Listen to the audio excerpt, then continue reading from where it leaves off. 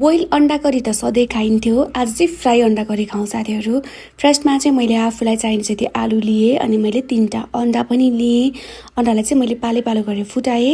यसमा थोरै नुन राखेर चाहिँ नरनको बल लगाउने गरेर मैले मिक्स गरेँ अनि यसलाई मैले प्यानमा फ्राई गरेँ।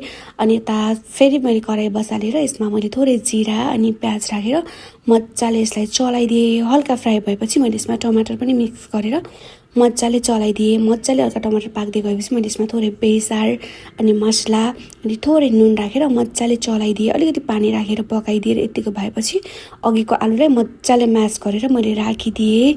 अनि मैले आफूलाई चाहिने जति पानी राखेर एकछिन यसलाई पाक्न दिएँ ग्रेभीको लागि। अनि यता अंडा चाहिँ सिँगै राख्दा पनि हुन्थ्यो, तर मलाई चाहिँ काटेर राख्दा ठिक लाग्ने भएर मैले मसिनो मसिनो बनाएर काटेँ। त्यतिन्जेलसम्म हाम्रो ग्रेभी पनि यतिको भएको थियो।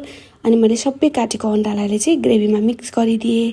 अनि मैले थोरै धनिया पनि राखिदिएँ। धनिया अलिक कम रहेछ मसँग। अनि यसलाई एकछिन मजाले लो मिडियम हिटमा पकाएँ। यस्तो मिठो हुन्छ साथीहरू, खाना पनि एकदम रुचाउँछ। सधैँ मासु खानुभन्दा अंडा खानु